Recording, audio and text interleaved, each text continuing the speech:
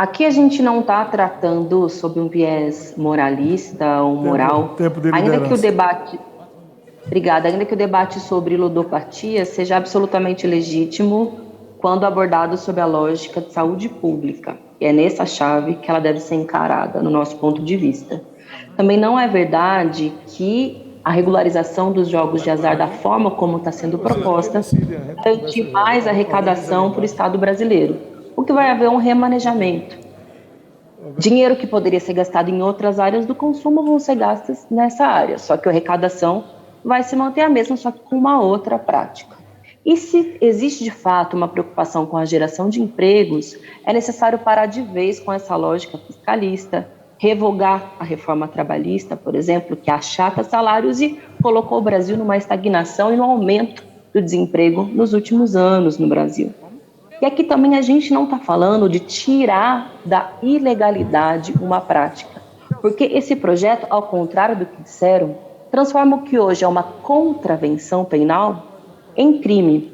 Só não se torna criminosa as pessoas que têm condições de se enquadrar na regulamentação exigida, e é uma regulamentação muito rígida, como, por exemplo, um capital inicial mínimo de 500 milhões de reais para os cassinos. Quem é que tem esse dinheiro? 500 milhões de reais. São hipermagnatas. Todos aqueles que têm negócios privados, inclusive, mas que não têm essa capacidade de investimento, esses sim, seriam considerados criminosos. Então não se trata de descriminalização de uma conduta ou desse mercado. Se trata do privilégio de um setor de magnatas que querem fazer muito dinheiro no nosso país. Muitos deles, inclusive, que são de fora do país. Aí eu me pergunto, se a viagem que o senhor Flávio Bolsonaro fez há 2 anos atrás, junto com uma comitiva da Embratur lá para os Estados Unidos, passou cerca de 8 dias, em Miami, em Las Vegas, visitando alguns cassinos, alguns grandes financiadores, inclusive do senhor Donald Trump, se tem alguma relação, inclusive, com o avanço desse projeto durante a gestão Bolsonaro. E se tem alguma relação, inclusive, com aqueles que gostam muito de ajudar o crime organizado no país através, por exemplo, da liberação de mais armas, como foi comprovado nos últimos dias a partir de um levantamento do STJ. Se a regularização desses jogos de azar de grandes magnatas não tem relação justamente com a possibilidade deles fazerem ainda mais negócio escuso, e também seguir fazendo lavagem de dinheiro.